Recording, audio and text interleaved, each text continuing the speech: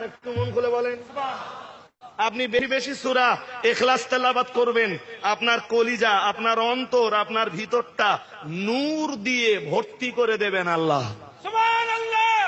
যাক, কটা হয়েছে এ পর্যন্ত? 10। আর বাড়বো না। এতক্ষণ ধরে হলো শুধু সূরা ইখলাসের 10টা নাম। চলুন এবার বাড়ি। উঠেছি ঠিক 6টায়, এখন বেজে গেছে 7টা 35, মানে 1.5 ঘন্টা হয়ে গেল। চলুন এবার সূরা ইখলাসের আরো কিছু ফজিলত বলি। প্রথম একটা হাদিস বলি, খুব মন দিয়ে শোনেন। ওই শুরুতে বলছিলাম, বহু মানুষ আপনারা শুনেছিলেন তখনও, জি, যে কবর জিয়ারত করতে হলে হুজুররা বলে দেয় 3 বার করে সূরা ইখলাস পড়ো। বলে না? বলে না? বলে। তারপরে অজেদ বা জলসা মজলিসে বলে 3 বার করে সূরা ইখলাস পড়ুন। বলে না? মসজিদে জুমার দিনে দোয়া হবে, সবাই সূরা ইখলাস পড়ুন, সূরা ফাতিহা পড়ুন। বলে না? সূরা ইখলাসের এত গুরুত্ব কেন? তার কারণ হাদিসে এসেছে। আর ওই হাদিসটা মুফাসসিরিনে হযরতরা ওই হাদিস টেনে এনেছেন তাফসীর করতে যেয়ে। কি হাদিস শরীফ বিবরণ দিয়েছে দয়ার নবী মুহাম্মদুর রাসূলুল্লাহ সাল্লাল্লাহু আলাইহি ওয়াসাল্লাম, আমার আল্লাহর নবী জানিয়ে দিয়েছে, মান করা সূরাতা কুল হুয়াল্লাহু আহাদ ফাকান্নামা করা সুলুসাল কোরআন আও কামা ক্বালা আলাইহিস সালাম। দয়ার নবী মুহাম্মদুর রাসূলুল্লাহ সাল্লাল্লাহু আলাইহি ওয়াসাল্লাম, আমার আল্লাহর নবী জানিয়ে দিয়েছেন, মান করা সূরাতা কুল হুয়াল্লাহু আহাদ, আল্লাহর কোন বান্দা যখন সূরা ইখলাস পড়ে, ফাকান্নামা করা সুলুসাল কোরআন, দয়ার নবী জানিয়েছেন কোরআন শরীফের সুলুস পড়ে ফেললে, তার মানে 3 ভাগের 1 ভাগ পড়ে ফেললে যতটা সওয়াব হয়, আল্লাহ ওই বান্দা বান্দির আমলনামায় ততটা পরিমাণ সওয়াব লিপিবদ্ধ করে দেন। আর একটু মন খুলে বলেন, সুবহানাল্লাহ। কয় ভাগ? কোরআনের 3 ভাগের কোন সূরা? 3 বার পড়লে কি হলো?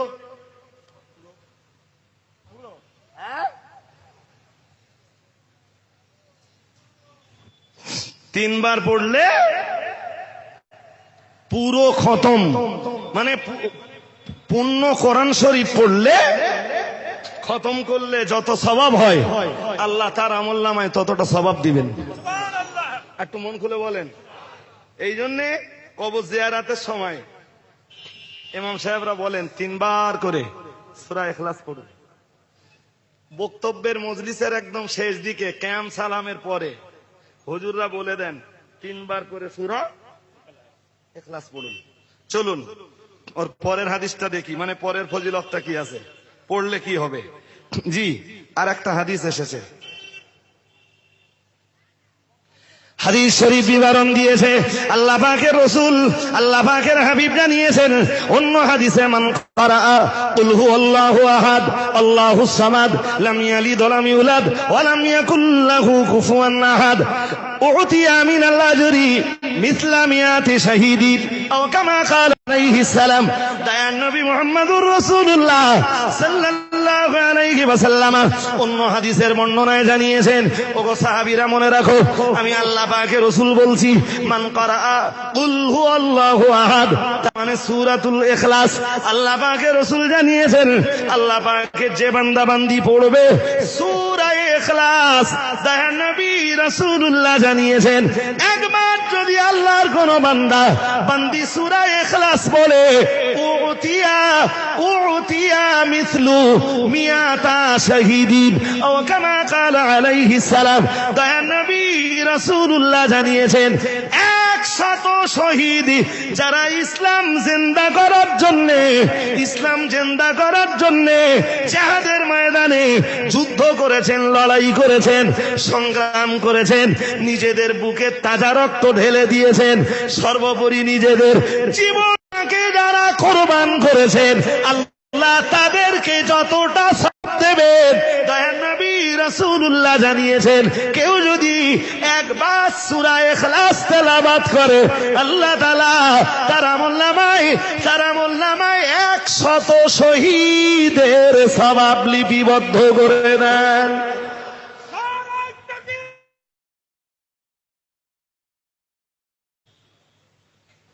জি, ওই জন্য বলেছিলাম যে সূরা ইখলাস তো এমনি পড়েন, আর এর পরে পড়বেন, দেখবেন অনেক মজা লাগবে ইনশাআল্লাহ। তো কটা হয়েছে? কটা ফজিলত? দুটো হয়েছে। কটা? দুটো। আর একটা শোনেন অন্তত নাকি? হ্যাঁ। আর এমনি সূরার নাম বলতে বলতে অনেকগুলো বলেছি, ওগুলো আলাদা আলাদা করে ফজিলত যখন বলছি। 3 নম্বরে একটা লম্বা হাদিস এনেছেন তাফসিরের ভিতরে মুফাসসিরিনে হাজরাতরা, একজন না বহুজন মুফাসসির এই হাদিসটা এনেছেন তাফসিরে। শুনতেছেন না? মন অন্যদিকে আছে, খুব মন দিয়ে শোনা লাগবে। এটা আরো মজার ব্যাপার, আরো মজা। রাসূলুল্লাহ তবুকের যুদ্ধে, তাবুক মদিনা থেকে তাবুকের দূরত্ব অনেক, এমনকি হাজিরা যখন মদিনাতে অবস্থান করে, যাদের একটু মদিনার বিভিন্ন জায়গা ঘুরে দেখার, ভ্রমণ করে দেখার শখ, তারা পর্যন্ত তাবুকে যাওয়ার সাহস পায় না। আমিও পাইনি। খুব ইচ্ছা ছিল, খুব মন চেয়েছিল তাবুকে যাব, কিন্তু রাস্তা অনেক। গেলে মসজিদে নববীতে 40 ওয়াক্ত নামাজ হবে না। যে ব্যক্তি মসজিদে নববীতে 40 ওয়াক্ত নামাজ আদায় করবে তাকবীরে উলার সঙ্গে, প্রিয় রাসূল বলেছেন জাহান্নামের আগুন তার জন্য হারাম করে দেবেন। আর একটু মন খুলে বলেন, এই 40 ওয়াক্তের নামাজ ইমামের সঙ্গে তাকবীরে উলায় ছেড়ে যাওয়ার ভয়ে হাজিরাও তাবুক পর্যন্ত যেতে সাহস করে না। এক যাওয়া যাবে, এশার নামাজ পড়ে বাড়তে হবে, ফজর এসে পাওয়া যাবে, কিন্তু সমস্যা আছে, পুলিশ যে কোনো জায়গায় আটকে দেবে, মোটেই যাওয়া হবে না। দিনের আলোয় গেলে তবু হাজিদের জন্য একটু ছাড়পত্র আছে। হাজিরা হজে যায়, অ্যাকচুয়াল হাজিদের জন্য মক্কা আর মদিনা ছাড়া দোসরা কোন শহর পারমিশন থাকে না। কথা শুনতেছেন? যদিও সৌদির পুলিশ ভালো বলেই হাজিরা বিভিন্ন শহরে ঘুরে বেড়ায়, কেউ জেদ্দায় যায়, কেউ তয়েফে যায়, পুলিশ কিছু বলে না। শুধু হজ্জের সফর বলে বলে না, নইলে এই হাজিদের পারমিশন থাকে শুধু মক্কা মদিনা। তুমি হজ করতে এসছো, ছাড়ুন তো। রাসূলুল্লাহ তাবুকের যুদ্ধে, কোন যুদ্ধ? তাবুক যুদ্ধে তো সবাই চলে গেছেন। তাবুকের সফরটা ছিল খুব কঠিন সফর, খুব কঠিন। যেমন গরম, তেমন দূর, তেমন আর্থিক সংকট, তেমন খাদ্য সংকট। শুনতেছেন নাকি? আবার মদিনায় তখন যে গাছগুলোতে খেজুর হয়েছে, খেজুর কাটার মৌসুম। সবাই বেরিয়ে গেলেন যুদ্ধে। যায়নি কারা? মুখস্থ করুন। অন্ধ, চোখে দেখে না, ও যুদ্ধে যে লাভ আছে? খোড়া, চলতে পারে না, ও যুদ্ধে যে লাভ আছে? আর চরম অসুস্থ, মানে বিছানা শয্যায় শায়িত, ওর যুদ্ধে যে লাভ আছে? উঠতে পারতেছে না, যুদ্ধে যে লাভ আছে? কয় শ্রেণী হলো? ওর সঙ্গে আর একটা যোগ দেন, মুনাফিক। কি নাম? হ্যাঁ, তখনও রাসূল যতদিন বেঁচে ছিলেন মদিনায় কম বেশি ততদিন মুনাফিক ছিল, মুনাফিক যায়নি। জি, এবারে শুনুন। একদিন সকাল হয়েছে, অনেক সময় গড়িয়ে গেছে, সূর্যের আলো দেখা যায় না। আচ্ছা, সকালবেলা ঘড়িতে উঠে দেখলেন 10টা বাজে, তো অন্ধকার ভাব, সলতে এখনো সূর্যের আলো আসেনি। তাহলে আকাশে মেঘ থাকতে পারে, নইলে কুয়াশা, নইলে সূর্যগ্রহণের দিন, আলো আসতেছে না। এই 3টে কারণের বাইরে তো আর কিছু নেই। সাহাবারা দেখছেন আকাশ মেঘাচ্ছন্ন নয়, কুয়াশা নেই, সূর্যগ্রহণের দিনও নয়, সূর্যের আলো জমিনে পড়ে না কেন? অনেক তো বেলা হয়ে গেছে। সাহাবারা খুব চিন্তিত, হুজুর এরকম পরিস্থিতি কেন? কিছু ঘটবে নাকি? যে যে কারণে সূর্যের আলো আল্লাহর জমিনে পড়ে না, হুজুর তার একটা কারণও তো আমরা লক্ষ্য করছি না। আকাশে মেঘ নেই, কুয়াশা নেই, সূর্যগ্রহণের দিন নয়, সূর্য আসে না কেন? আলো নেই কেন? হাদিস বিবরণ দিয়েছে ইমাম ফখরুদ্দিন রাজি তাফসিরে কাবীরের ভিতরে লিখেছেন, সাহাবীরা রাসূলের কাছে অভিযোগ দায়ের করলেন, বুঝতে পারছিলেন না সাহাবারা। হাদিস বিবরণ দিয়েছে, সাহাবারা জানিয়েছেন ফাজিবনা কুল্লুহু, তার মানে আমরা প্রত্যেকেই আশ্চর্য হয়ে গেলাম, প্রচন্ড আশ্চর্য হলাম, কেন আজকের সূর্যের আলো আল্লাহর জমিনে আসে না? আল্লাহ পাকের নবীর দরবারে যে বিষয়টি আমরা রাসূলুল্লাহকে বললাম, ইমাম ফখরুদ্দিন রাজি সহ দুনিয়া বরেণ্য মুফাসসিরিনে হযরতরা লিখেছেন, সাহাবারা এত আশ্চর্যান্বিত হওয়ার কারণেই একটু বাদেই ফেরেশতা জিবরাইল রাসূলুল্লাহর দরবারে এলেন।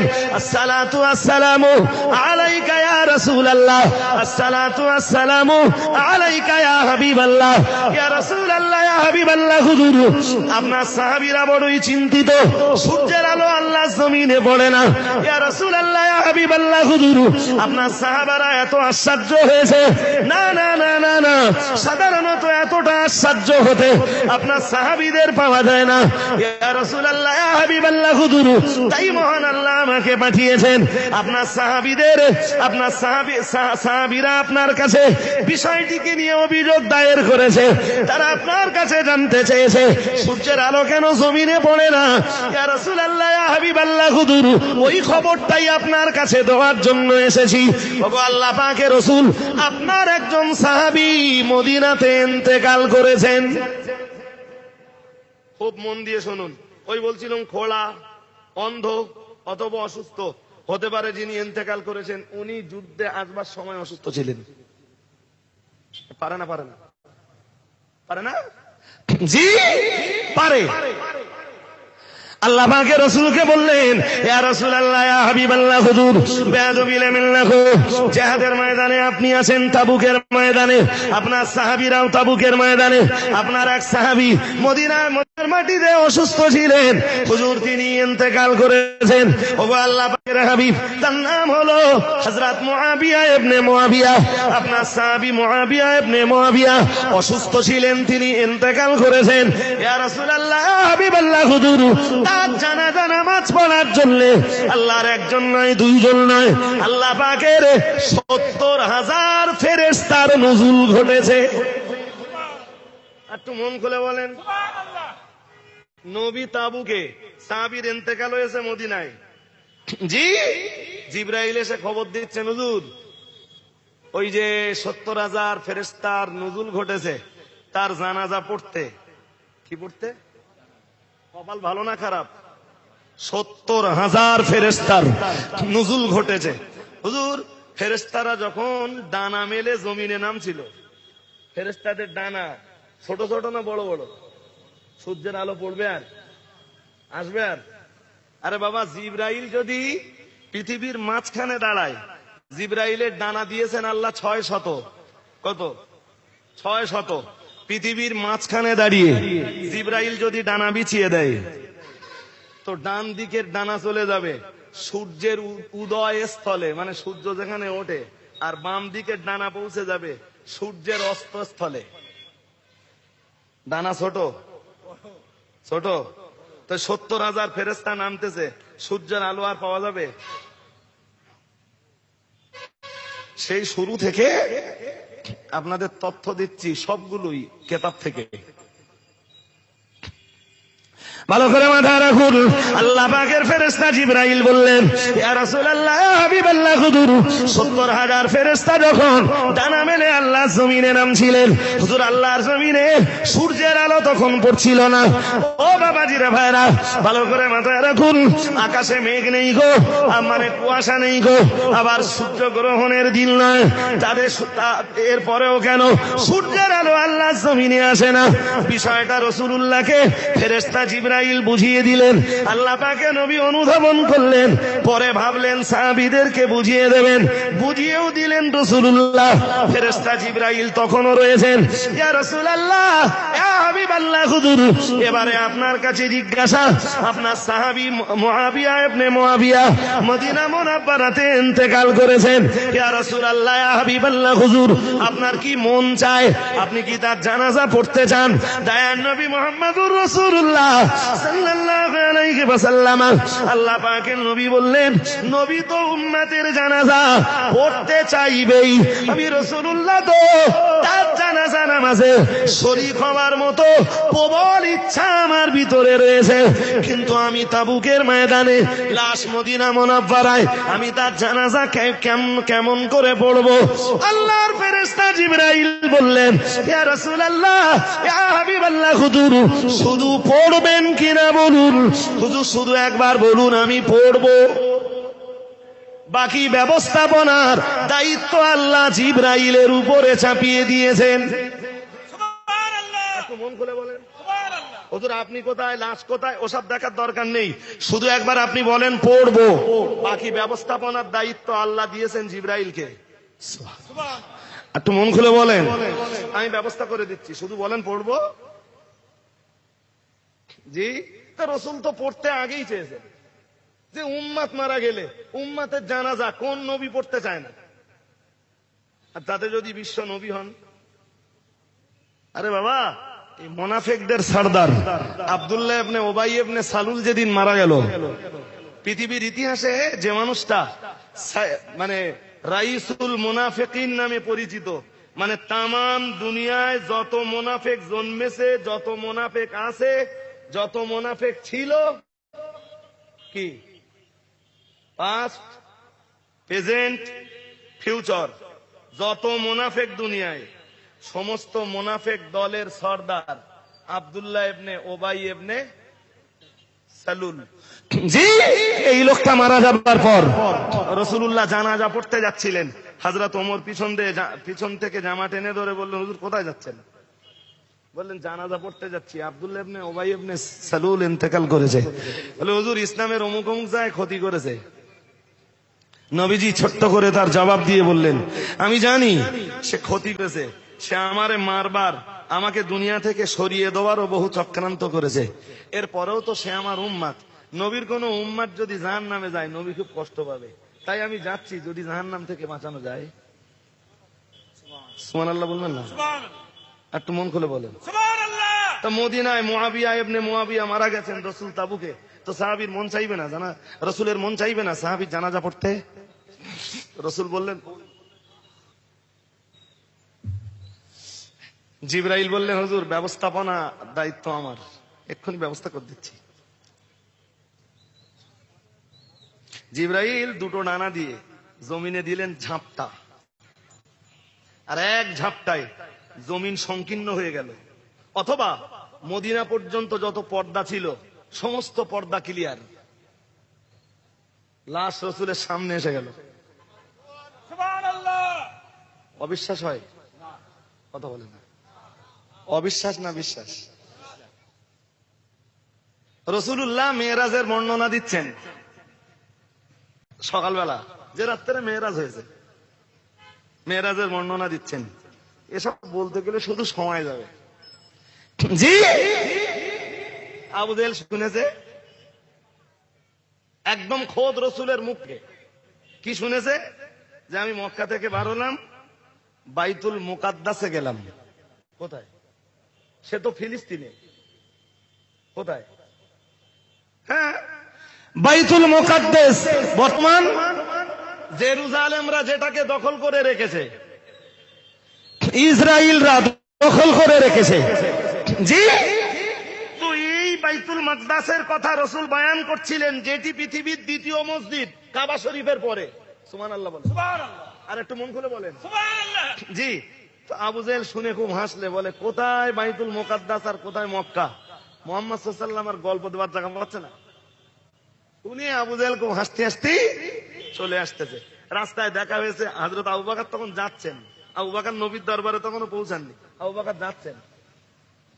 পথে দেখা হয়েছে হযরত আবু বকরের সঙ্গে। আবু বকর, শুনছো তোমার নবী কি পরিমাণ পাগলামি করতেছে? নাউজুবিল্লাহ বলেন। তাহলে পাগলামি, আমার নবী তো পাগল নন, কখনোই তিনি পাগলামি করতে পারেন না। তাহলে না, তোমার নবী পাগলামি করছেন। কেন, কি হয়েছে বলো না? তা তোমার নবী নাকি গত রাত্রে বাইতুল মাকদাসে গেছে, ওখান থেকে 7 আসমান পাড়ি দিয়ে আল্লাহর আরশে আজিমে গেছে, আল্লাহর সঙ্গে দিদার হয়েছে, কথোপকথন হয়েছে, জান্নাত পরিভ্রমণ করেছেন, জাহান্নাম পর্যবেক্ষণ করেছেন, করে আবার তোমার নবী রাতারাতি ফিরে এসে দেখছেন যে পানি দিয়ে উজু করে গিয়েছিলেন সেই পানি তখন গড়িয়ে যাচ্ছে। সুবহানাল্লাহ। তোমার নবীর এসব পাগলামি বিশ্বাস হয় তোমার? নাউজুবিল্লাহ। হযরত আবু বকর বললেন, আমার নবী বলেছেন কি কথা?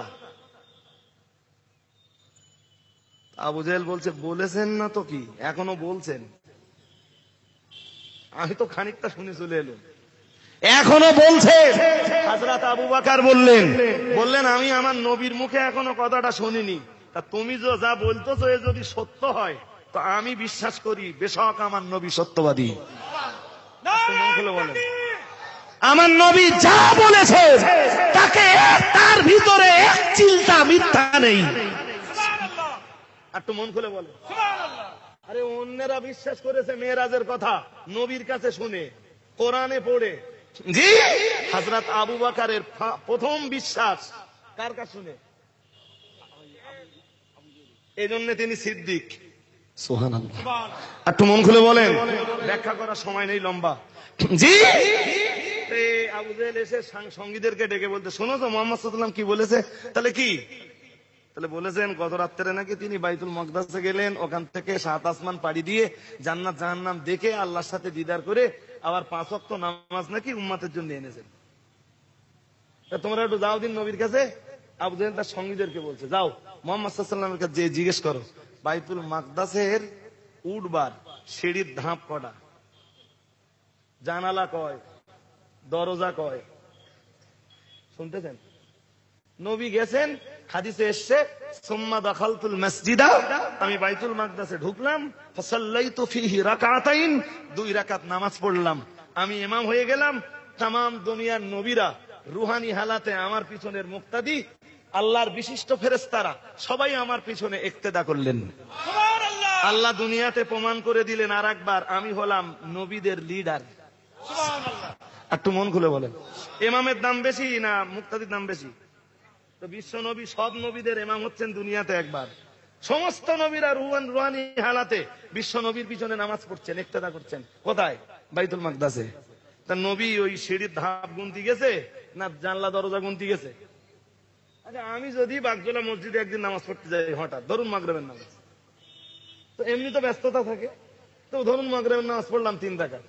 আচ্ছা, আমি কি ধাপ গুনবো, দরজা গুনবো, জানালা গুনবো, কটা পাকা আছে গুনে যাবো? আচ্ছা, বাড়ি যেয়ে বললাম বাগজোলা মসজিদে নামাজ পড়েছি, তা বাগজোলার এক লোক ঘুরিয়ে জিজ্ঞেস করলে, আচ্ছা আপনি তো দাবি করতেছেন বাগজোলা মসজিদে নামাজ পড়েছেন, বাগজোলা মসজিদের টোটাল ভিতরে ফ্যান কটা বলতে পারবো? যদি বলে সিঁড়ির ধাপ কটা গুনেছি, জানালা কটা বলতে পারবো, দরজা কটা বলতে পারবো? আবু জেহেলের সাথী সঙ্গী যারা ছিল ওরা এসে প্রশ্ন করছে, ও মুহাম্মদ সাল্লাল্লাহু আলাইহি ওয়াসাল্লাম, তুমি তো দাবি করলে গত রাত্রে বাইতুল মাকদাসে গিয়েছিলে, এখন তুমি বলো বাইতুল মাকদাসের দরজা কটা? রাসূল দরজা গুনেছেন? যদি নবী না বলতে পারেন ওদের কাছে তো বেইজ্জতি হয়ে যাবে।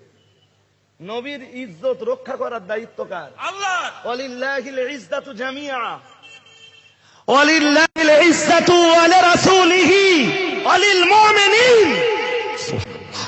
আল্লাহ বলেছেন সম্মান সব আমি আল্লাহ, আমার সম্মান আমার রাসূলের, সম্মান ঈমানদারদের জন্য। সুবহানাল্লাহ। আরেকটু খুলে বলেন, তুইজ্জু মান তাশা ওয়া তুযিল্লু মান তাশা, তিনি যারে ইচ্ছা করেন সম্মানের আসনে অধিষ্ঠিত করেন, যারে ইচ্ছা করেন সম্মানের আসন থেকে নামিয়ে দেন। নবীর ইজ্জত রক্ষার দায়িত্ব কার? আল্লাহ। কার? জি, আবু জেহেলের সঙ্গীরা যখন প্রশ্ন করছিল ঠিক সেই রকম একটা মুহূর্তে, সেই রকম একটা সময় আল্লাহ মক্কা থেকে নিয়ে বাইতুল মাকদাস পর্যন্ত যত পর্দা ছিল সমস্ত পর্দা তুলে দিলেন, বাইতুল মাকদাসের চিত্র রাসূলের সামনে তুলে ধরলেন। সুবহানাল্লাহ। সিঁড়ির কটা ধাপ আছে রসুল দেখে দেখে বললেন। একটু মন খুলে বলবেন না? কটা জানালা আছে, কটা দরজা আছে, সব রাসূলুল্লাহ দেখে দেখে উত্তর দিলেন। বেদিন ধর্মহারা ধর্ম বিচ্যুতদের মুখ আল্লাহ বন্ধ করে দিলেন। ক্ষমতাকার আল্লাহ, ক্ষমতাকার আল্লাহ। নবী তাবুকে আছেন তো কি আছে, তার সাহাবীর জানাজা নামাজ রাসূলুল্লাহ তাবুক থেকেই পড়তে পারেন। সুবহানাল্লাহ। পারেন না? পারেন না? পারে। জি, যদিও রসুলের ওই জানাজাটা সেদিন, মানে সাহাবীর ওই জানাজাটা সেদিন গায়েবানা ছিল না। কেউ কেউ যদিও বলে ফেলে গায়েবানা জানাজা নামাজ জায়েজ, কিন্তু হানাফিদের নিকট মানে গায়েবানা জানাজা নামাজ জায়েজ। গায়েবানা বোঝেন? লাশ এক জায়গায় আর আপনি আর এক জায়গায়। তো শুনেছেন 1:30টায় জানাজা হবে, আল্লাহু আকবার, কোন দাঁড়িয়ে জানাজা পড়ে দিলেন, সামনে লাশ নেই, এরে বলে গায়েবানা জানাজা। গায়েবানা জানাজা পড়া জায়েজ? জায়েজ? জি। আর গায়েবানা জানাজা নামাজ যদি জায়েজ না হয় তো কবর পূজা জায়েজ হতে পারে? পারে? নো। ব্যাখ্যা আপন জায়গায় থাক। রাসূল জানাজা পড়ে নিলেন, জিবরাইল ব্যবস্থা করে দিলেন। ব্যবস্থাপনায় জিবরাইল। ভালো করে মাথায় রাখুন, আল্লাহ পাকের নবী হযরত মুআবিয়া ইবনে মুআবিয়ার জানাজা নামাজ আদায় করার পরে আল্লাহর ফেরেশতা জিবরাইলকে জিজ্ঞেস করলেন, ও ভাই জিবরাইল, একটু দয়া করে কি বলবেন 70,000 ফেরেশতার নুজুল ঘটেছে আমার সাহাবী মুআবিয়া ইবনে মুআবিয়ার জানাজা নামাজে। আমি রাসূলুল্লাহ শুনে বড় আনন্দ পেয়েছি, শুনে আমি বিশ্বনবী বড়ই খুশি হয়েছি। ও ভাই জিবরাইল, কিন্তু একটা জিনিস কি জিজ্ঞেস করতে পারি? আমার ওই সাহাবী মুআবিয়া ইবনে মুআবিয়ার জীবনের কি এমন আমল ছিল যে আমলের কারণে আল্লাহ পাক রব্বুল আলামিন তার জানাজা নামাজে 70,000 ফেরেশতা পাঠিয়েছেন? কি আমল ছিল তার জীবনের যে আমলটা আল্লাহর দরবারে মঞ্জুর হয়ে গেল? খুশি হয়ে আল্লাহ তার ইন্তেকালের পরে জানাজা নামাজের আগে তার জানাজায় শরীক হওয়ার জন্য 70,000 ফেরেশতা আল্লাহ পাঠিয়ে দিলেন। কি এমন আমল করেছেন আমার সাহাবী মুআবিয়া ইবনে মুআবিয়া? একটু জানতে পারি ওইটা? ফেরেশতা জিবরিল আমিন আলাইহিস সালাম বললেন, ইয়া রাসূলুল্লাহ, ইয়া হাবিবাল্লাহ, হুজুর আপনার সাহাবী মুআবিয়া ইবনে মুআবিয়ার জীবনের আমল আর মারাত্মক কিছু নয়। ইয়া রাসূলুল্লাহ, ইয়া হাবিবাল্লাহ, কানা ইউহিব্বু সূরাতাল ইখলাস। ইয়া রাসূলুল্লাহ, ইয়া হাবিবাল্লাহ, হুজুর আপনার সাহাবী মুআবিয়া ইবনে মুআবিয়ার ইন্তেকালের পরে তার জানাজা নামাজে 70,000 ফেরেশতার নুজুল ঘটেছে। এর কারণ হলো আপনার ওই সাহাবী মুআবিয়া ইবনে মুআবিয়া সূরা ইখলাসটাকে তেলাওয়াত করতে বড় পছন্দ করতেন। ইয়া রাসূলুল্লাহ, ইয়া হাবিবাল্লাহ, হুজুর আপনার ওই সাহাবী উঠতে, বসতে, চলতে, ফিরতে, অবসর সময়ে যখনই একটু সময় পেতেন, সময়কে নষ্ট না করে জবানে পড়তেন কুল হুয়াল্লাহু আহাদ আল্লাহুস সামাদ লাম ইয়ালিদ ওয়া লাম ইউলাদ ওয়া লাম ইয়াকুল লাহু কুফুয়ান আহাদ। ইয়া রাসূলুল্লাহ, ইয়া হাবিবাল্লাহ, হুজুর আল্লাহ তাআলা আপনার সাহাবীর ওই আমলটা এতই পছন্দ করেছেন, তার ইন্তেকালের পরে তার জানাজা নামাজে আল্লাহ তাআলা 70,000 ফেরেশতা পাঠিয়ে দিয়েছে।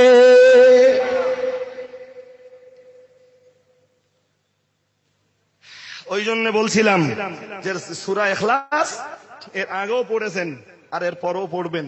আল্লাহ চাইলে দেখবেন অনেক তৃপ্তি বেশি পাবেন, যদি আল্লাহ রাজি হন, আনন্দ পাবেন, ভক্তি বাড়বে, আন্তরিকতা বাড়বে। যে সূরাটার এত ফজিলত আমি আলোচনা করছি, তা 2 ঘন্টা হয়ে গেছে। কত 2 ঘন্টায় 2টো বিষয়ে আলোচনা হয়েছে ওই সূরাটার। অনলি 10টা নাম বলেছি আর ফজিলাতের বর্ণনা দিয়েছি 3টি।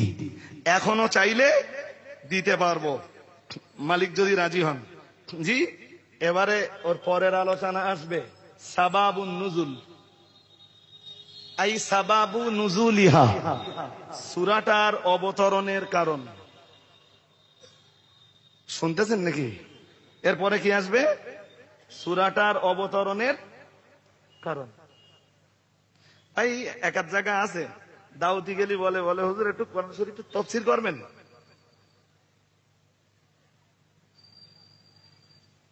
তা মনে মনে হয় যে ভাই যেগুলো বলি অ্যাকচুয়াল ওগুলো কোরআন শরীফের তাফসীরের বাইরে কিছু না। মানে ধারণা এরকম হয় বোধহয় যে কোরআন শরীফের তাফসীর বললে করতে পারবে না। অনেকে মুফতি সাহেবের ব্যাপারে এরকম ধারণা করে যে এমনি লোক ওয়াজ করতে পারে, কোরআন শরীফের তাফসীর করতে বললে পারবে না। আচ্ছা বলেন, যে লোকটা কোরআন শরীফের তাফসীর পড়াচ্ছেন, পুরো তাফসীর পড়িয়ে ফেলেছেন প্রতি বছর একবার করে, যদি 30 বছর হুজুর যদি পড়ান তো অন্তত তাফসীর খতম করা হয়ে গেছে 30 বার। কত কত? সেই সঙ্গে যে মানুষটা হাফেজ, যে মানুষটা কারি, যে মানুষটা মুফতি, যে মানুষটা মুবাহিস, যে মানুষটা জি মুফাসসির, যে মানুষটা মুবাল্লিগ, এতগুলো লাকাব, যার লাকাব আমরা দেইনি গো, সবগুলো গুণ তার ভিতরে আছে। তাই মুফাসসির, মুহাদ্দিস, ফকিহ, কারি, হাফেজ, মৌলানা, মুফতি, এদিকে মুবাহিস, আবার ইসলামিক জগতের একজন রাইটার, আবার ওয়াইজ, নাসিহ, মুবাল্লিগ, এতগুলো লাকাব যার। কোরআন শরীফের একটা আয়াত দিলে, একটা সূরা দিলে তিনি তাফসীর করতে পারবেন না, এটা তো হয় না। আসলে শ্রোতা বোঝে না যে একটা আয়াতের তাফসীর করতে গেলে কতটা খাটতে হবে, আর যত খাটবে বক্তা, যত ব্রেন ঘামাবে বক্তা, শ্রোতাদের তত ব্রেন ঘামাতে হবে, তবে কোরআনের ডাইরেক্ট তাফসীর করলে ব্রেনে যাবে। ওই জন্য আমার দেশের ওলামারা কি করেন, কোরআন আর হাদিসের মূল কথাগুলো জনগণকে সহজে বুঝিয়ে দেন। আমার কথা বুঝতেছেন নাকি? হ্যাঁ, সূরা ইখলাসের উপরে শুরু থেকে আলোচনা করছি, এ পর্যন্ত হয়েছে, আর কতক্ষণ বলতে হবে তাও জানি না, তবে মনে হচ্ছে আমার সময় শেষ হয়ে গেছে। এই সূরাটা নাজেল হবার অনেকগুলো কারণ আছে। আপনাদের কি মনোযোগ আছে না মনোযোগ বাইরে আছে? মনোযোগ বাইরে থাকলে আর বলবো না। অনেকগুলো কারণ আছে, শুনুন। একটা কারণ হলো ইন্নাল মুশরিকিনা আরসালু আমির ইবনে তুফাইল ইলা নবীজি সাল্লাল্লাহু আলাইহি ওয়াসাল্লাম। হযরত আমর ইবনে তুফাইলকে একবার মুশরিকরা রাসূলের কাছে পাঠালো। আজকের আলোচনা 3 নম্বর পয়েন্ট, সূরাটা শানে নুজুল, নাযর হবার কারণ। খুব মন দিয়ে না শুনলে বুঝতে পারবেন না। কালু, এবং তারা বলে পাঠালো যে হে আমির ইবনে তুফাইল, তুমি রাসূলকে যে একটু জিজ্ঞেস করো মুহাম্মদ সাল্লাল্লাহু আলাইহি ওয়াসাল্লাম কেন এই কালেমার প্রচার করে, কেন প্রচার দিচ্ছে লা ইলাহা ইল্লাল্লাহ মুহাম্মাদুর রাসূলুল্লাহ সাল্লাল্লাহু আলাইহি ওয়াসাল্লাম, এই প্রচারটা কেন দিচ্ছে, তাকে যে জিজ্ঞেস করো। তুমি যে তাকে বলো সাকাক্তা আসানা, আপনি আমাদের নিজের ভিতরে ভাঙন ধরিয়েছেন। ভাই কালেমা পড়েছে, ছোট ভাই বড় ভাইয়ের ভিতরে গোলমাল বেঁধেছে, স্বামী কালেমা পড়েছে, স্বামী আর স্ত্রীর ভিতরে দ্বন্দ্ব শুরু হয়েছে, বেটা কালেমা পড়েছে, বাবার বেটার ভিতরে অশান্তি শুরু হয়েছে। হবে না? হবে না? হবে না? তাই বলে পাঠানো হচ্ছে, তুমি যে বলো সাকাক্তা আসানা, তুমি আমাদের লাঠি ভেঙে দিয়েছো। লাঠি মানে একতা, আমাদের ভিতরে যে সংহতি, আমাদের ভিতরে যে ঐক্যতা ছিল, এই ঐক্যতা তুমি ভেঙে চুরমার করে দিয়েছো। আমর ইবনে তুফাইল এলেন, এসে রাসূলুল্লাহকে শোনাচ্ছেন কথা। ওয়াসাবাবতা আলেহাতানা, আপনি আমাদের দেবতাদেরকে গালিগালাজ করেছেন, অথচ রাসূলুল্লাহ কোনোদিন করতেন না। জি, ফের বললো ওয়াখালাফতা দীনা আবাইক, আমাদের ধর্মের বিরোধিতা করেছেন আপনি। শুনুন, এরপরে লোকটা আবার বলল ফাইন কুনতা ফাকিরান আগনাইক,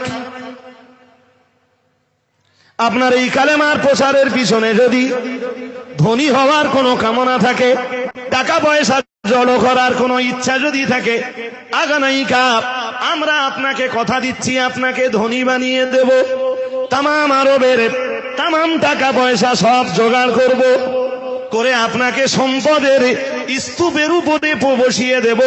কিন্তু আপনার উচিত হবে তখন কালেমার প্রচার করা বন্ধ করা। ওয়াইন কুনতা মাজনুনান, আর আপনি যদি পাগল হয়ে থাকেন, ফাদাওয়াইনাকা, আমরাই আপনাকে ট্রিটমেন্ট করব। ট্রিটমেন্টের কোনো খরচ আপনাকে দিতে হবে না, আপনি শুধু কালেমার প্রচারটা করা বন্ধ করুন। ওরা ফের রসুলকে প্রস্তাব করলো, ওয়াইন হাওয়াইতা ইমরাতান জাওবাজনাকাহা, আর যদি কোন সুন্দরী সুচিরি পরমা সুন্দরী মেয়ের সঙ্গে বিয়ে করবার ইচ্ছায় আপনি কলেমার প্রচার করে থাকেন, আরব্য সর্বসুন্দরী শুধু নয়, বিশ্ব সুন্দরী নারীর সঙ্গে আমরা আপনার বিয়ের ব্যবস্থা করে দেব, শুধু কালেমার প্রচারটা আপনি বন্ধ করে দেন। কটা হয়েছে? তিনটি। কটা? ওরা প্রথম প্রস্তাব দিল, যদি সম্পদের কামনায় আপনি কালেমার প্রচার করে থাকেন, তাহলে আমরা আপনাকে সম্পদের স্তূপের উপরে বসিয়ে দেব, তামাম আরব দুনিয়ার সবচাইতে বড় ধনী আপনাকে বানিয়ে দেব। যদি আপনি পাগল হয়ে থাকেন, ওয়াইন কুনতা মাজনুনান ফাদাওয়াইনাকা, আমরাই আপনাকে সুস্থ করব। এরপরে তারা আবার বলল, আর যদি আপনি আগের দুটো কারণে নয়, বরং যদি আপনি যদি আমাদেরকে বলেন যে আপনি আমাদেরকে কালেমার দাওয়াত দিচ্ছেন কোন সুন্দরী নারীর বিয়ে করার আশায়, আরব্য সর্বসুন্দরী নয়, বিশ্ব সুন্দরী নারীর সাথে আপনার বিয়ের ব্যবস্থা করে দেব, শুধু আপনি কালেমার প্রচারটা বন্ধ করে দেন। ও বাবাজিরা ভাইরা, ফাকালা আলাইহিস সালাতু ওয়াস সালাম, লাস্তু বিফাকিরিন ওয়ালা মাজনুনিন ওয়ালা হাওয়াইতু ইমরাতান, আনা রাসূলুল্লাহ আদউকুম মিন ইবাদাতিল আসনামি ইলা ইবাদাতিল্লাহ। আল্লাহ পাকের রাসূল বললেন, না না না না না, লাস্তু বিফাকিরিন, আমি মুহাম্মদুর রাসূলুল্লাহ সাল্লাল্লাহু আলাইহি ওয়াসাল্লাম ফকির নই, আমাকে আল্লাহ গরিব করে পাঠাননি, আল্লাহ আমায় দরিদ্র করে পাঠাননি। আমি টাকার জন্য ধর্ম প্রচার করি না, সম্পদ পাবার জন্য ইসলামের প্রচার করি না। আমার কালেমা প্রচারের উদ্দেশ্য টাকা কামাই করা নয়, ধর্ম প্রচারের উদ্দেশ্য অর্থ সম্পদ কামাই করা নয়। নবী আমায় বললেন, শোনো, আমি মুহাম্মদুর রাসূলুল্লাহ সাল্লাল্লাহু আলাইহি ওয়াসাল্লাম বলছি, লাস্তু বিফাকিরিন, আসলে আমি রাসূলুল্লাহ দরিদ্র নই, ওয়ালা মাজনুনিন, তোমরা আমারে পাগল বলতে চেয়েছো, আমায় কোনো খরচ হবে না। তোমরা আরবের বিভিন্ন জায়গা থেকে চাঁদা পয়সা তুলে আমার ব্রেনের ট্রিটমেন্টের কথা বলছো, কিন্তু আমি মুহাম্মদ সাল্লাল্লাহু আলাইহি ওয়াসাল্লাম আসলে কোনো পাগল নই। মহান আল্লাহ জানিয়েছেন, মা আনতা বিনিয়ামাতি রাব্বিকা বিমাজনুন। ও নবী শুনুন, ওরা আপনার পাগল নামে আখ্যা দিতে পারে, কিন্তু আমি আল্লাহ বলছি, না না না না না, আমি আল্লাহ আমার দয়ায় আপনারে পাগল করে দেই নাই। আমি আল্লাহ আমার দয়ায় আজও আপনার মাথাটাকে আমি ভালো রেখে দিয়েছি। তোমরা আমাকে বলছো আমার যদি ব্রেনের সমস্যা হয়ে থাকে, তোমরা আমাকে ট্রিটমেন্ট করবা, এর জবাবটা তোমরা আমার কাছে নাও। লাস্তু বিফাকিরিন ওয়ালা মাজনুনিন, আমি রাসূলুল্লাহ আসলে দরিদ্র নই, আবার আমি রাসূলুল্লাহ পাগল নই, না না না না না, আর আমি মুহাম্মদুর রাসূলুল্লাহ সাল্লাল্লাহু আলাইহি ওয়াসাল্লাম। তোমরা আমায় 3 নম্বর অপশন দিয়েছো, যদি আমার কালেমা প্রচারের উদ্দেশ্য হয় দুনিয়ার কোন সুন্দরী নারী, সর্বসুন্দরী নারীর সাথে বিবাহ করা, তোমরা আমায় আরব্য সুন্দরী শুধু নয়, বিশ্ব সুন্দরী নারীর সাথে বিয়ের ব্যবস্থা করবা।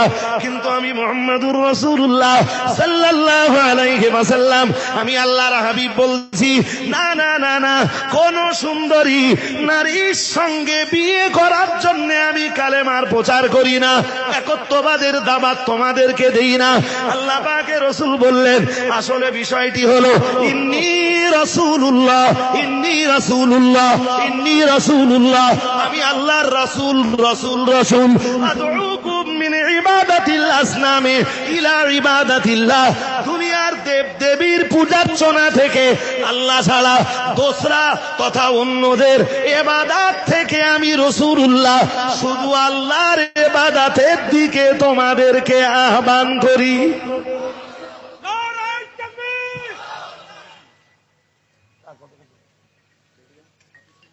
জি ভাই, তো আমি বক্তব্য ছাড়বো, হয়েও গেছে। 1 নম্বর শানে নজরুলটা আপনাদেরকে শোনাচ্ছিলাম, কদ্দূর হয়েছে? রাসূল বললেন, আমি তোমাদেরকে এই বিভিন্ন দেবদেবীর পূজার্চনা থেকে আমি মূলত তোমাদেরকে আহ্বান করি আল্লাহর ইবাদতের দিকে। সুবহানাল্লাহ।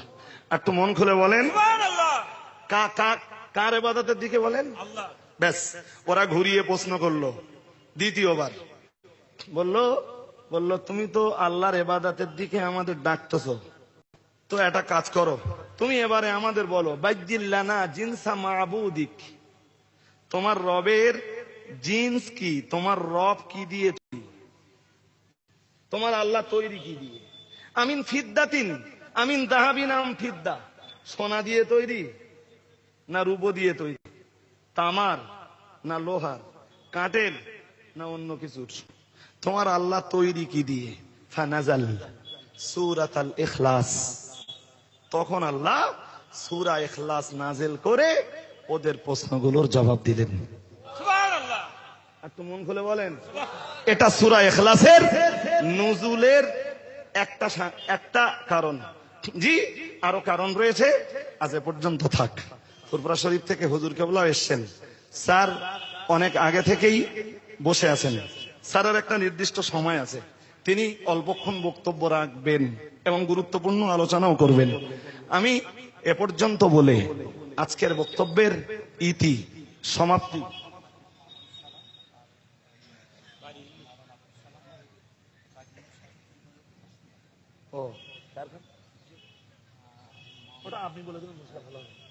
শুনুন, তো আমি আমার মৌলিক বক্তব্য এখানে ছাড়ছি, আবার কখনো সুযোগ হলে অন্তে শুরু করলে আবার একটা মজলিস লেগে যাবে ইনশাল্লাহ।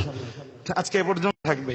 শেষ কথাটা বলি, সেটা হলো আগামী পয়লা, দোসরা, তেসরা ফাল্গুন জামিয়া রহমানিয়ার বাৎসরিক ইসালের সওয়াব। আজকে তো মুফতি সাহেব এখানে দাওয়াত নিতে পারেননি, এরা দেয়নি না, মুফতি সাহেব নেননি তাও না, পরিবেশ পরিস্থিতি তা বলিনি, যাই হোক যে কোনো কারণে ঘটে গেছে।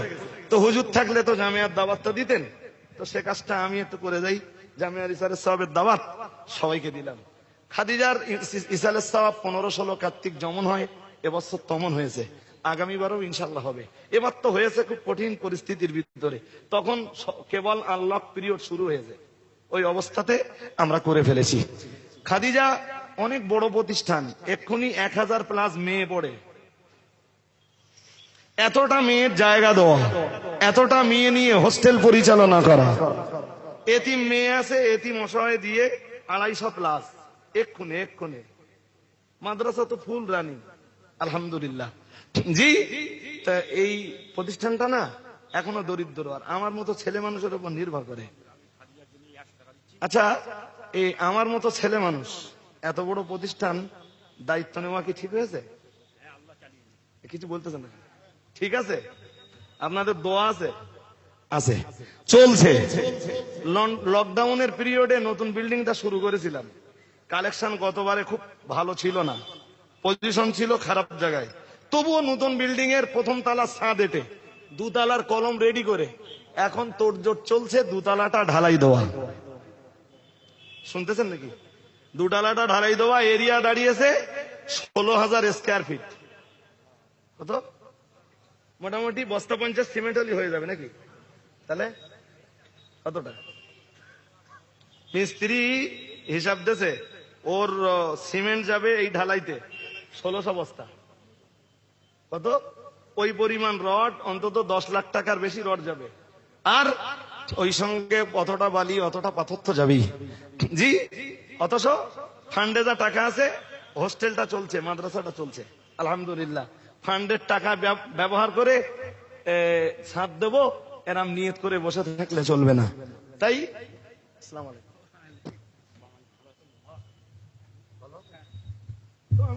হুজুর এসেও পড়েছেন, তো আমি বক্তব্য ছাড়ছি। সম্ভব হলে আপনারা খাদিজা মাদ্রাসার এই এত বড় কাজটাতে একটু সাহায্য সহযোগিতার, সহানুভূতির হাত লম্বা করবেন। ওয়া আখিরু দাওয়ানা আনিল হামদুলিল্লাহি রাব্বিল আলামিন। দরুদ শরীফ পড়ুন। নারা তাকবীর, নারা তাকবীর। সিলসিলা মুজাদ্দিদুজ জামান, অল ইন্ডিয়া সুন্নাতুল জামাত, সিলসিলা মুজাদ্দিদুজ জামান, নারা তাকবীর। আরে বাবা, আজকে তো পয়সা চাইনি আমি, পয়সা চাইনি, তবু মাদ্রাসার জন্য আপনারা পয়সা দিচ্ছেন, অনেকে দিয়েও ফেলেছেন। আর এই হুজুরদের বসিয়ে রেখে দুটো কথা বলা চরম বেয়াদবি। উঠতে হবে না, শুনুন আমি বলি, উঠতে হবে না, বসুন। যদি পয়সা দেওয়ার ইচ্ছা হয় মাদ্রাসায়, তো এই কেউ একজন উঠে পুরো মজলিসটা ঘুরে আসুন।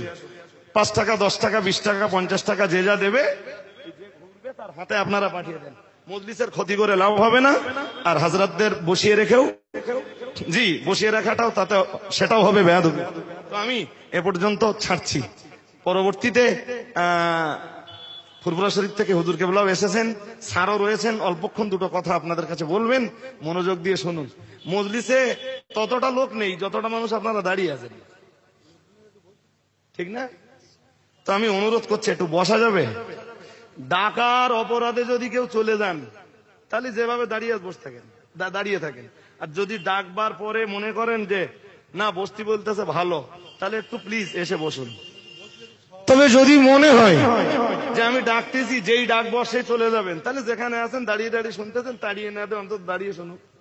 দরুদ শরীফ পড়ুন। আল্লাহুম্মা।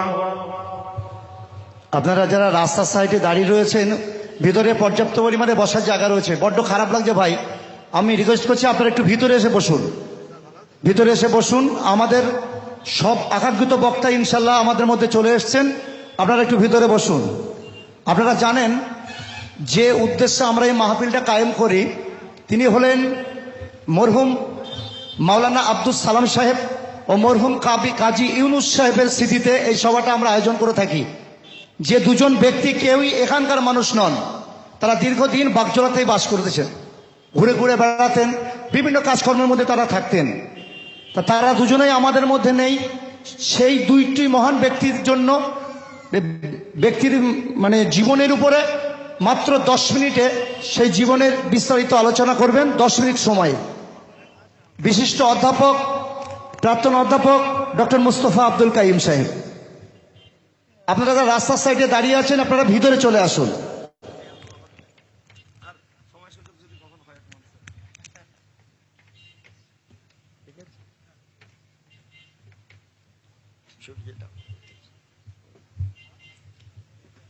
আসসালামু আলাইকুম নাহমাদুহু ওয়া নুসাল্লি আলা রাসূলিহিল কারীম, আম্মা বাদ। ভূমিকা করার একদম সময় নেই, হুজুর বসে আছেন, আর 10টা মিনিট সময়। এই 10টা মিনিট সময়ে কিচ্ছু বলা যাবে না, তবু যেহেতু বলা হয়েছে আমি বলছি। এই যে অনুষ্ঠানটা আজকে মরহুম আব্দুস সালাম সাহেব এবং কাজী ইউনুস সাহেব এদের স্মৃতিতে এই 5-6 বছর ধরে এখানে অনুষ্ঠানটা চলছে, স্মৃতিসভা। এরা কারা? এটা একটা মনের মধ্যে প্রশ্ন আমাদের জাগে। আমি দেখেছি মরহুম সালাম সাহেব এক পাগল মানুষ, এখানে ঘুরে ঘুরে বেড়াতেন, নামাজ পড়তেন আর একটু ফুফা দিতেন। বাড়ি কোথায়? কীর্তিপুর। কাজী ইউনুস সাহেব বাড়ি কোথায়? চাকদা। তিনি একজন জমিদারের ছেলে, কিন্তু এখানে এসে দিওয়ানা, পাগল হয়ে ঘুরে বেড়াতেন। এই পাগল দিওয়ানা আমরা মনে করতাম তাদের কাজ কাম দেখে যে এরা একজন হয় ওলি বা কুতুব, এরকম। তাদের সৎ কাজ, এখানেই তাদের মৃত্যু হয়েছিল, তাদের সৎ কাজ এখানে করা হয়েছিল। সেই স্মৃতি রাখা, তাদের সেলিব্রেশনের উদ্দেশ্যে এই অনুষ্ঠান। অলি আউলিয়া, আউলিয়াটা অলির বহুবচন। কে দীর্ঘ করবো না, হুজুর বসে রেখে বলা যাবে না। আউলিয়া হচ্ছে অলির বহুবচন। অলি কারা? আল্লাহর বন্ধু। আল্লাহর বন্ধু হতে গেলে, অলি হতে গেলে দুটো গুণ থাকা দরকার। একটা হচ্ছে ঈমান, আর একটা হচ্ছে তাকওয়া। তো ঈমান এবং তাকওয়া কার মধ্যে আছে? সে এক পাগল হতে পারে, সে এক ভিখিরি হতে পারে, সে আপনার আমার মতো সাধারণ মানুষ হতে পারে, তিনি আল্লাহর ওলি হতে পারেন। একটা উদাহরণ আমি বলবো, দুটো উদাহরণ, দুটো উদাহরণ দিয়ে আমি শেষ করব। আপনারা দিল্লি গেছেন বেড়াতে, নিশ্চয়ই গেছেন, বহু লোক। জামে মসজিদে নামাজ পড়েছেন। এই জামে মসজিদ তৈরি করেছিলেন কে? বাদশাহ শাহজাহান। বাদশাহ শাহজাহান রাত্রে স্বপ্ন দেখছেন যে শাহজাহান তুমি এই মডেলে মসজিদ তৈরি করো। একদিন, দুদিন, 3 দিন মসজিদের এই মডেলের স্বপ্ন দেখলেন, সকালে উঠে মডেল ভুলে যান, নকশাটা ভুলে যান, কোন নকশায় মসজিদ হবে ভুলে যান। তো একদিন এক অলি বলে পরিচিত, সবাই তাকে অলি মানে, তাকে বাদশাহ ডেকে বললেন যে শোনো, আমি এরকম রাত্রে স্বপ্ন দেখি, একটা মসজিদের নকশা আল্লাহ আমাকে দিয়ে দেন, কিন্তু আমি সকালে ভুলে যাই, নকশাটা কি একটু তুমি বলে দিতে পারবে? তো ওই লোকটা বলছে যে বাদশাহ নামদার, আমি অলি নই, আমার চেয়ে অলি হচ্ছে আপনার ওই বাবুর্চি, যে রান্না বান্নার কাজ করে, ওই লোকটা হচ্ছে অলি। তো বাদশাহ ওই বাবুর্চিকে ডাকলেন। বাদশাহ শাহজাহান বাবুর্চিকে ডেকে বলছেন যে বাবুর্চি, তুমি বলে দাও ওই মসজিদের নকশাটা কেমন। বাবুর্চি বলছেন যে বাদশাহ নামদার, আমি কিন্তু অলি নই, আমার চেয়ে অলি হচ্ছে আপনার ওই মেঠোর, যে আপনার টয়লেট পরিষ্কার করে, ওকে জিজ্ঞেস করে দেখুন। হে বাদশাহ নামদার, আপনি একটা রাত আমাকে সময় দিন, আমি কাল আপনাকে নকশাটা বলে দেব। পরদিন সকালবেলা একটা নকশা করে যখন ওই পাথরটা বাদশাহ শাহজাহানের সামনে এনে উপস্থিত করলেন, বাদশাহ দেখে চমকে উঠলেন, হুবহু স্বপ্নে দেখা সেই নকশা। পাগল, মেথর, সে হচ্ছে আল্লাহর ওলি। ঘৃণা করার যোগ্য নয়। অনেক বর্ণনা আছে অলি কিভাবে হয়, অলির গুণ কি, কারা অলি হতে পারে, তার বর্ণনা অনেক। আর একটা উদাহরণ দেব বলেছি সংক্ষিপ্ত সময়ে। ইমাম গজ্জালী রহমতুল্লাহ আলাইহি একটা বর্ণনা দিয়েছেন যে একজন লোক কৃতদাস হিসেবে, তখন কৃতদাস প্রথা ছিল, লোককে কিনে নিয়ে নিজে ব্যাগার খাটাতো। তো কৃতদাস হিসেবে একজন বড় লোকের বাড়িতে গিয়ে হাজির।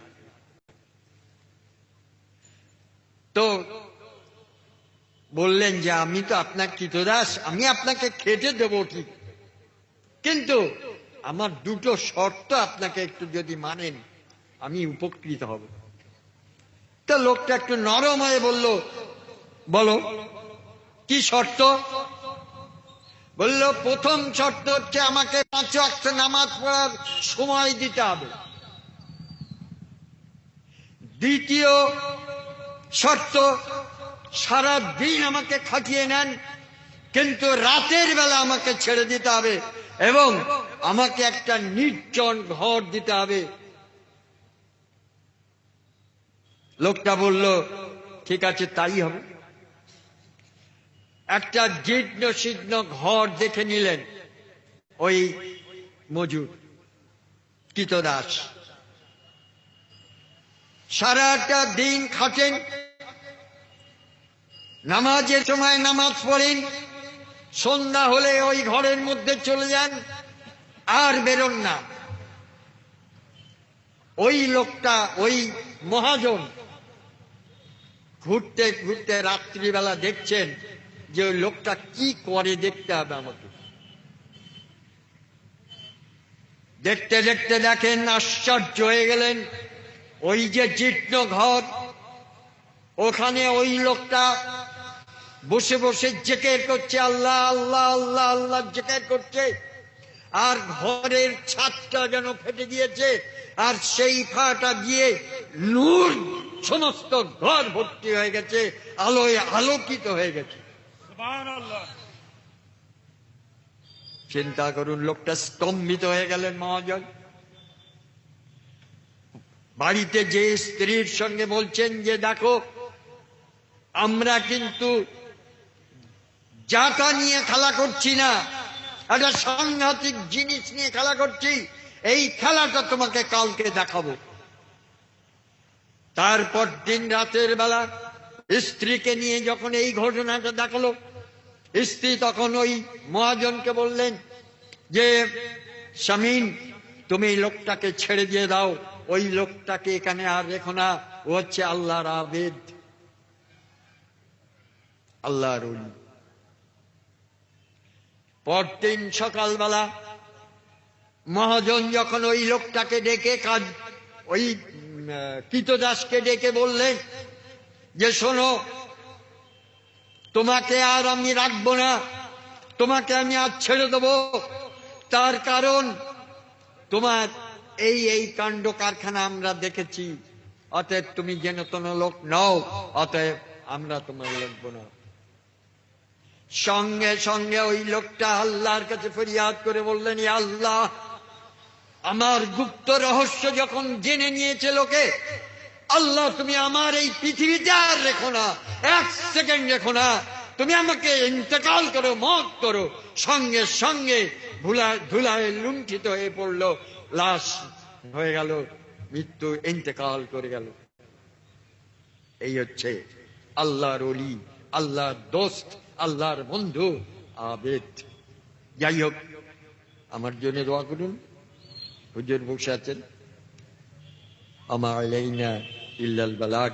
আসসালামু আলাইকুম ওয়া রাহমাতুল্লাহি ওয়া বারাকাতুহু। নারায়ে তাকবীর, সিলসিলা ফুরফুরা শরীফ, নারায়ে তাকবীর।